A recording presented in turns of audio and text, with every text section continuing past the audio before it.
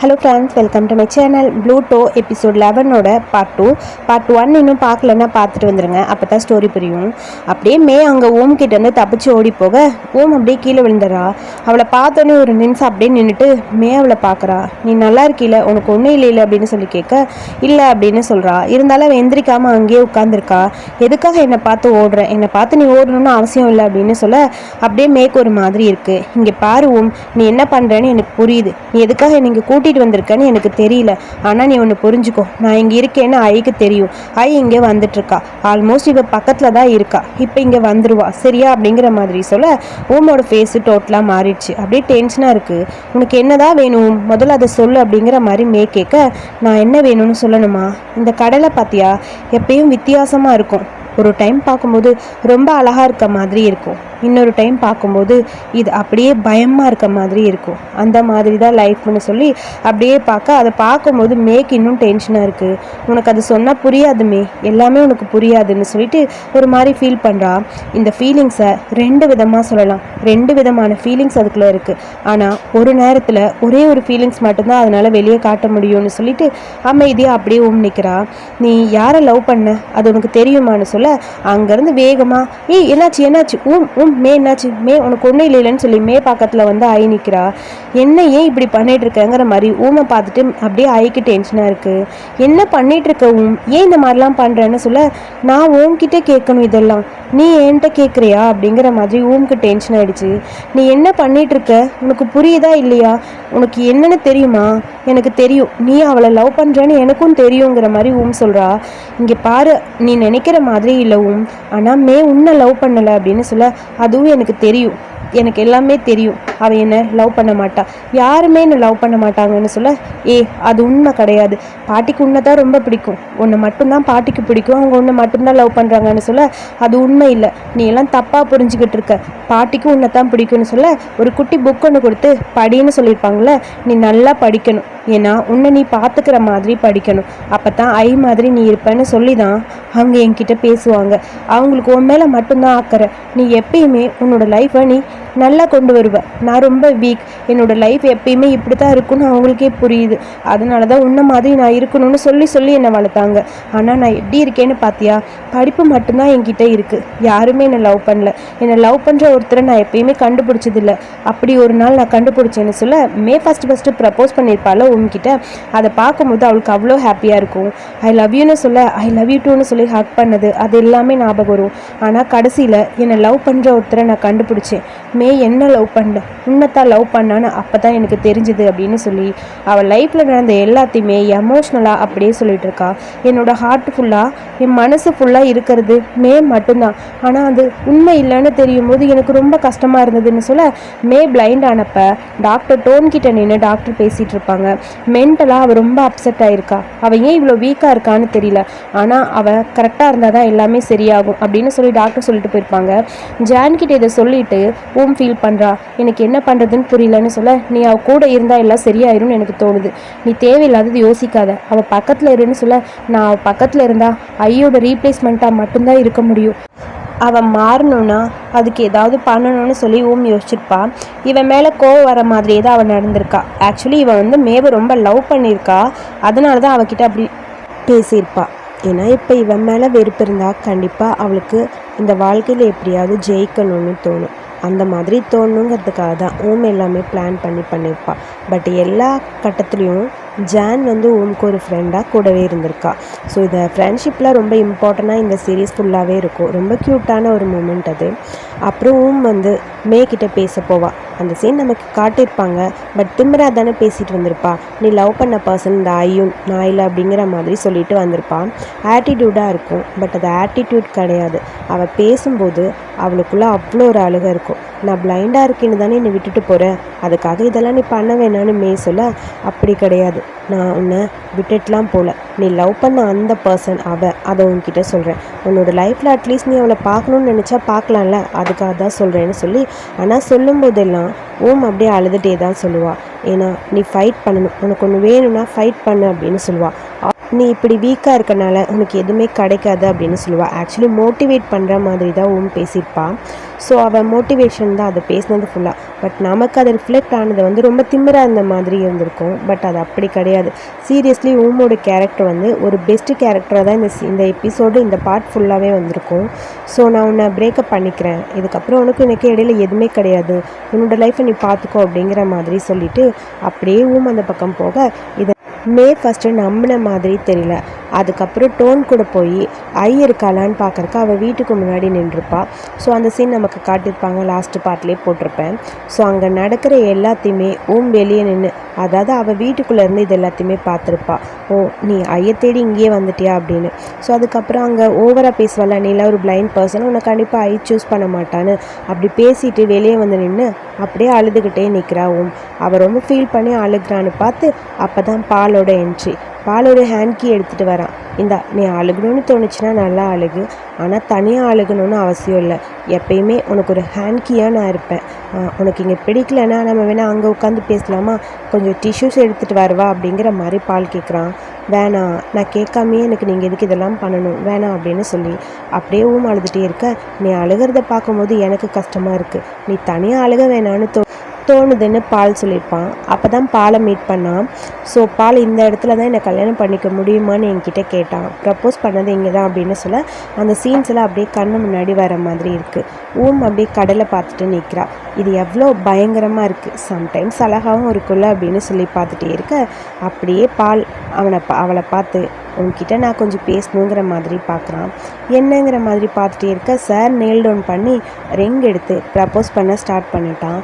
இதை கொஞ்சம் கூட எதிர்பார்க்கல. என்னை கல்யாணம் பண்ணிக்க முடியுமா கேட்க என்ன பதில் சொல்லுதுன்னு புரியாமல் கண்டிப்பாக கல்யாணம் பண்ணிப்பேன் அப்படின்னு சொல்லியிருப்பா. ஆக்சுவலி இவளை லவ் பண்ண ஒரு பர்சன் பால். சீரியஸ்லி பாலோட கேரக்டர் கூட இதில் ரொம்ப ஒரு நல்ல குட்டான கேரக்டராக தான் இருக்கும். ஸோ ப்ரப்போஸ் பண்ண அடுத்த செகண்ட் பார்த்தா அங்கேருந்து எல்லோரும் பொக்கே அப்புறம் கேமரான்னு எல்லாமே வருது. ஒன்றுமே புரியல, என்ன நடக்குது அப்படின்னு சொல்லி ஷாக்காக கேட்க இது உனக்காக, ஏன்னா இந்த மெமரிஸ் எப்பயுமே நமக்குள்ளே இருக்கணும், ஆல்ரெடி எல்லாமே ப்ரிப்பேர் பண்ணிட்டியா அப்படின்னு கேட்க ஒரு சின்ன சின்ன மூமெண்ட் கூட கூட இருக்கிறது எனக்கு ரொம்ப ஸ்பெஷலாக இருக்கணும்னு தோணுச்சு, அதனால தான் இதெல்லாம் பண்ணேன்னு பால் சொல்ல அதுக்கப்புறம் அந்த பொக்கே கையில் ரிங்கோடு சேர்ந்து க்யூட்டாக ஒரு ஃபோட்டோ எடுத்துக்கிறாங்க. இந்த ஃபோட்டோ கூட பாலோட வீட்டில் போய் பார்த்துருப்பா. ஸோ இந்த ஃபோட்டோவை பார்த்த உடனே தான் அவளுக்கு எல்லாமே ஞாபகம் வந்திருக்கும். பால் இப்போ எல்லாமே எனக்கு ஞாபகம் வந்துருச்சு, எல்லாமே எனக்கு தெரிஞ்சிச்சுன்னு அப்போயே ஜான் கூட அங்கே வீட்டுக்கு போயிருப்பாள். அப்போயே அந்த ஃபோட்டோவை பார்த்து ரொம்ப ஃபீல் பண்ணி அழுதுருப்பா. ஸோ அப்போ தான் அவளுக்கு எல்லா பழைய மெமரிஸும் திரும்ப வந்திருக்கும். அதெல்லாம் இந்த இடத்த பார்க்கும்போது ரொம்ப கவலையாக இருக்கும்.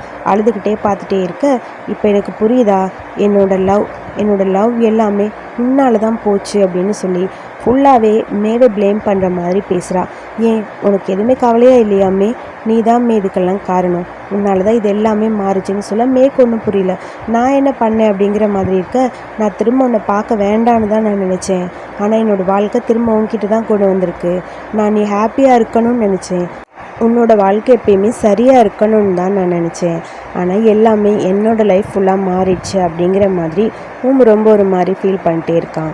ஒரு நாள் உன்னை வேணாம் அப்படின்னு தோணுச்சு, ஆனால் அப்போ ஃபுல்லாகவும் என் மனசில் நீ மட்டும்தான் இருந்த, நான் உன்னை இன்னும் லவ் பண்ணிகிட்டே இருக்கேன், நான் இன்னும் மேவை லவ் பண்ணிட்டு தான் இருக்கேன்னு சொல்லி அப்படியே கீழே உட்காந்து அவள் பாட்டுக்கு அழுதுகிட்டே இருக்கா.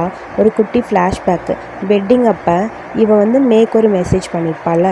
அப்போ கூட ஃபோன் ஆஃப் ஆகிடும். ஸோ அதுக்கப்புறம் இவகிட்ட பேச முடியாது. மொபைலை சார்ஜில் போட்டுட்டு அப்படியே நிற்க பின்னாடி இருந்து பால் ஹக் பண்ணுறான். எப்படியோ எனக்கு ரொம்ப ஹாப்பியாக இருக்குது, நீ கடைசியாக எனக்கு சொந்தமாயிட்டேன்னு சொல்ல இப்போ நல்லா இருக்கா, நீங்கள் ரொம்ப ட்ரிங்க் பண்ண மாதிரி இருந்தது நான் பார்த்துட்டே இருந்தேன்னு சொல்ல அப்படிலாம் இல்லை, நான் சும்மா கொஞ்சம் தான் ட்ரிங்க் பண்ணேன், ரொம்பலாம் ட்ரிங்க் பண்ணலன்னு சொல்ல ரெண்டு பேரும் கேஷுவலாக பேசிகிட்டு இருக்கா. ஃபோன் அடிக்குது. ஆக்சுவலி பாலோட மொபைல் ரிங் ஆகுது. ஏதோ அன்னோன் நம்பர்லேருந்து கால் வந்திருக்கு, யாரும் தெரியல, இந்த லேட்டில் யார் கூப்பிடுவான்னு சொல்லி ஃபோனை அட்டன் பண்ணால் மே தான் கால் பண்ணியிருக்கா. ஹலோ மிஸ்டர் பால், நான் தான் மே பேசுகிறேன், எனக்கு ஒரு மெசேஜ் பண்ணான், ஸோ அவள் ஓகே தானே அப்படிங்கிற மாதிரி கேட்க பாலுக்கு டென்ஷன் ஆகிடுச்சு. இந்த டைமில் இவன் மெசேஜ் பண்ணியிருக்கா, அதுதான் அவளுக்கு ஒரு மாதிரி இருக்குது. மே பேசுகிறான்னு சொல்ல மேவா, மே எப்படி, அவளுக்கு உங்கள் நம்பர் எப்படி தெரியும் அப்படிங்கிற மாதிரி டென்ஷனாக இருக்குது ஓம்க்கு. அதுன்னு சொல்லி பால் எதுவுமே பேசாமல் இல்லை தெரியல அப்படிங்கிற மாதிரி சொல்லிட்டான். சரி ஓகேன்னு சொல்லி கேஷுவலாக பேசுகிறதுக்காக ஃபோன் வாங்க. மே, நான் உன்கிட்ட ஒன்று சொல்லணும். நான் ஐக்கிட்ட உன்னை மீட் பண்ண வர சொல்லியிருக்கேன். அவள் பிரேக்கப் பண்ண உன்னை பார்க்க வருவா. இதுக்கப்புறம் உன் மனசில் என்ன தோணுதோ அதை நீ பண்ணிக்கோ. நீ சொல்லு அவகிட்ட. அவள் ஓகே சொல்லிட்டானா ஒன்றும் பிரச்சனை இல்லை. அவன் அதை ஏற்றுக்கிட்டானா நீங்கள் 2 பேரும் ஒன்றா இருங்க. பட் அதுக்கப்புறம் அது உன்னோட லைஃப்பு நீ தான் பார்த்துக்கணும். இதுக்கப்புறம் நம்ம 2 பேரும் ஒன்றா இல்லை, அது ஐக்கு தெரியணும். அதுக்காக தான் நான் அவளை உங்ககிட்ட பேச வர சொன்னேன்னு சொல்கிறா. இந்த டயலாக்ஸ் எல்லாம் மேக்கிட்ட அவள் பேசும்போது அவள் கண்ணுலேருந்து தண்ணி மட்டும் வந்துகிட்டே இருக்குது. அதாவது ஒன்று எனக்கு வேணாம், நான் உன்னை விட்டுட்டேன் அப்படின்னு சொன்னாலும் அவளோட மனசை அதை ஏற்றுக்கல. கண்டினியூவாக அவள் அழுதுகிட்டே பேசுகிறா. பால் இது எல்லாத்தையுமே பார்த்துட்டே இருக்கான். பாலுக்கு ரொம்ப கஷ்டமாக இருக்குது. ஸோ பேசிட்டு இந்தான்னு ஃபோனை கொடுக்க, நான் உங்ககிட்ட ஒன்று கேட்கட்டா அப்படின்னு பால் கேட்க, எதுவுமே பேசாமல் அழுதுகிட்டே நிற்கிறா. நான் எல்லாத்தையும் கொடுத்துடணும்னு நினைக்கிறேன், அதனால தான் அப்படின்னு சொல்லி அவள் சொல்ல, ஆனால் ஒரே ஒரு இடத்துல மட்டும் அவளை நீ எரேஸ் பண்ண முடியாது. உன்னோட மனசு மொபைல்லேருந்து அவளை பற்றி எல்லாத்தையுமே நீ எரேஸ் பண்ணிடலாம், ஆனால் உன் மனசுலேருந்து அவளை எடுக்க முடியுமா அப்படிங்கிற மாதிரி பால் கேட்டுட்டு பால் அப்படியே அந்த பக்கம் போகிறான். பால் எங்கே போகிறீங்க அப்படிங்கிற மாதிரி கேட்க, எங்கேயும் இல்லை, நீ அழுகிறத என்னால் பார்க்க முடியாது. ஏன்னா நான் உன்னை ரொம்ப லவ் பண்ணுறேன். நீ என் முன்னாடி அழுதனா அதை என்னால் தாங்க முடியாது. ஆனால் நீ வேற ஒருத்தருக்காக இப்படி அழுகும்போது அதை என்னால் ஈஸியாக ஏற்றுக்கவும் முடியல. எனக்கு ரொம்ப கஷ்டமாக இருக்குது. நான் அப்புறமா வரேன். என்னால் நீ அழுகிறத சத்தியமாக பார்க்க முடியல, என் மனசு வலிக்குது அப்படின்னு சொல்லிட்டு பால் அப்படியே அந்த பக்கம் போக, இதை பார்க்கும்போது கஷ்டமாக இருக்குது ஓமுக்கு. உருகி உருகி பாலும் லவ் பண்ணியிருப்பான் போல் ஓமை. ஸோ ஒரு மாதிரி அவனுக்கும் ரொம்ப ஹர்ட்டிங்காக இருக்குது. அப்படியே கார்கி எடுத்துகிட்டு அவன் போக, அவன் இந்த நேரத்தில் வெளியே போகிறான். ஏதாவது ஆக்சிடென்ட் ஆகிட்டா என்ன பண்ணுறதுன்னு வேகமாக அவளும் வரா. ஒரு நிமிஷம் பால், நானும் உங்கள் கூட வரேன்னு சொல்லி 2 பேருமே காரில் ஏறி போயிட்டுருக்காங்க. வேண்டாம், நீ எதுக்கு என் கூட வராத அப்படிங்கிற மாதிரி பால் சொல்ல, இல்லை நீங்கள் ட்ரிங்க் பண்ணியிருக்கீங்க, இந்த டைமில் உங்களை தனியாக என்னால் அனுப்ப முடியாது, நானும் உங்கள் கூட தான் வருவேன் அப்படின்னு சொல்ல 2 பேரும் பேசிகிட்டே இருக்காங்க. நான் உங்ககிட்ட ஒன்று கேட்கட்டா, நீ இப்போ அவள் கூட போகணுன்னா உன்னால் போக முடியுமா? என்னை வேணான்னு ரிஜெக்ட் பண்ணிவிட்டு நீ அவள் கூட போயிடுவேன் அப்படித்தானே அப்படின்னு சொல்லி கேட்க, வெட்டிங் நைட் அன்னைக்கு நீ மேக்கு கால் பண்ணியிருக்க, இதுலேருந்தே தெரியுது உன் மனசுலேருந்து கண்டிப்பாக அவளை நீ எடுக்கலை. உன் மனசில் அவள் இருக்கா. இங்கே பாருங்கள், நீங்கள் என்னை என்ன பண்ண சொல்கிறீங்க எனக்கு ஒன்றும் புரியல. நான் இந்த மாதிரி இருக்க வேணான்னு தான் நினைக்கிறேன், பட் அது என்னால் முடியல. அந்த மாதிரி ஏதாவது நடந்தால் கண்டிப்பாக என்னோடய ஃபீலிங்ஸ் உங்களுக்கு மட்டும்தான், வேறு யாருக்கும் இல்லைன்னு சொல்ல, இதை நீ டிசைட் பண்ணுறியான்னு எனக்கு தெரியல. இப்போ நம்ம டிசைட் பண்ணிக்கலாம். ஒரு வேளை நீ அவள் கூட போகணுன்னு நினச்சா போயிடுவியா அப்படிங்கிற மாதிரி கேட்க, ஆப்போசிட்டில் கார் வர 2 பேரும் பேசிகிட்டே வரும்போது அந்த காரை கவனிக்காமல் அந்த ஆக்சிடெண்ட் நடந்தது. ஆக்சுவலி இந்த ஆக்சிடெண்ட் எப்படி நடந்ததுன்னு இவ்வளோ நாளாக அதுக்கு விடையே தெரியல. இப்போ தான் அதுக்கான அந்த பதில் கிடச்சிருக்கு. ஆக்சிடெண்ட்டில் கூட ஓம்க்கு எதுவும் ஆகக்கூடாதுன்னு பால் தான் காப்பாற்றிருப்பான். ஸோ பால் இறந்துட்டான். என்னை லவ் பண்ண ஒரே ஒரு பர்சன் அவனும் என்னை விட்டு போயிட்டான். இதுக்கெல்லாம் காரணம் நீதாமே. நீ மட்டும் அன்றைக்கி கால் பண்ணலன்னா இது நடந்திருக்காது அப்படின்னு சொல்லி அழுதுகிட்டே இருக்கான். என்னை ரொம்ப லவ் பண்ண ஒரு பர்சன் என்னை விட்டு போயிட்டான், அதுக்கு காரணம் நீதான் அப்படின்னு சொல்லி ஒரு பக்கம் கதறி அழுக. இதெல்லாம் கேட்கும்போது மேற்கு ஒரு மாதிரி இருக்குது. நான் எந்த தப்பும் பண்ணவே இல்லை, நான் எல்லாம் உன்னை ப்ரொடெக்ட் பண்ணுறதுக்காக மட்டும்தான் பண்ணேன், நான் எதுவும் வேணும்னு பண்ணலை. நான் ஏதாவது பண்ணனா நான் பிளைண்ட் ஆனேன், அதுக்கான காரணம் என்ன? நீதானே, உன்னால தான். ஆனால் நான் டிசைட் பண்ணி எதுவுமே எனக்கு நடக்கலை, எல்லாமே வேறு மாதிரி நடந்துச்சு. ஆனால் உன் சிஸ்டர் என்னை பார்க்க வந்தா. அது எதுக்கு வந்தா? அவள் வந்ததுக்கான காரணம் உனக்காக தான் அவள் என் கூட வந்தா. உனக்காகவே என்னை விட்டும் போனா, என்னை ரிஜெக்ட் பண்ணா. அதுக்கு காரணமும் நீ தான். எல்லாமே உனக்காக தான் என்னை சுற்றி எல்லாமே நடந்தது. என்கிட்ட என்னையே ஏற்றிக்கிட்டு யாருமே வரல. என்னோட லவ் உண்மைன்னு யாருமே புரிஞ்சிக்கவே இல்லை. எல்லாமே ஊம்காக மட்டும்தான் என்னை சுற்றி நடந்தது. யாருமே என்கிட்ட எனக்கு என்ன வேணும்னு கேட்கவே இல்லை. ஒருத்தர் கூட என்னை பற்றி யோசிக்கவே இல்லை அப்படின்னு சொல்லி ஒரு பக்கம் அழுகிறா. 2 பேருமே அவங்க மனசில் இருக்க அவங்களோட ஃபீலிங்ஸை தனித்தனியாக அவங்களுக்கு ஏற்றபடி சொல்கிறாங்க. ஆக்சுவலி இதில் யாரை தப்பு சொல்கிறதுனே தெரியல. ஒருத்தர் ஒரு மாதிரி அஃபெக்ட் ஆகிருக்காங்க. சீரியஸ்லி சொன்னால் ஓமோட கேரக்டரை ஜட்ஜ் பண்ணது ஸ்டார்டிங்லேருந்து ஒரு பேட் கேரக்டராக, ஒரு ஆட்டிடியூடு, கெத்து அந்த மாதிரி காட்டினாங்க. பட் சீரியஸ்லி ஓமோட கேரக்டர் ரொம்பவே ஒரு மாதிரி பாவமான ஒரு கேரக்டர்.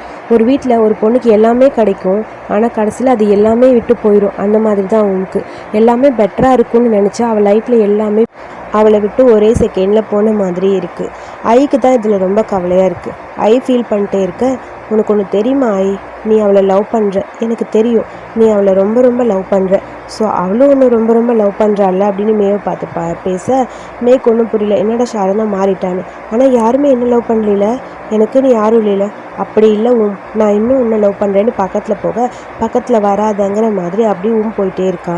நீ என் பக்கத்தில் வராத, நீ என் கூட வர வேணாம், நீ மேவை தானே லவ் பண்ணுற அப்படின்னு சொல்லி கேட்க, நீ என்னை வெறுக்கிற கரெக்டா, நீ என்னை வெறுக்கிறீல அப்படின்னு சொல்ல, நீ எப்பயுமே என் பக்கத்தில் வராத, என்கிட்ட நீ நல்லா இருக்க மாட்ட, வேண்டாம் அப்படிங்கிற மாதிரி ஒரு மாதிரி அழுகிறா. நீ என்னை சூஸ் பண்ணவே மாட்ட, மேவா நானான்னு வந்தா நீ எப்பயுமே என்னை சூஸ் பண்ண மாட்ட, மேவை தானே சூஸ் பண்ணுவேன்னு சொல்ல, அப்படி இல்லை நீ தப்பாக புரிஞ்சுக்கிட்ட, அது உண்மை கிடையாது அப்படின்னு சொல்லி பக்கத்தில் ஆகி போகிறா.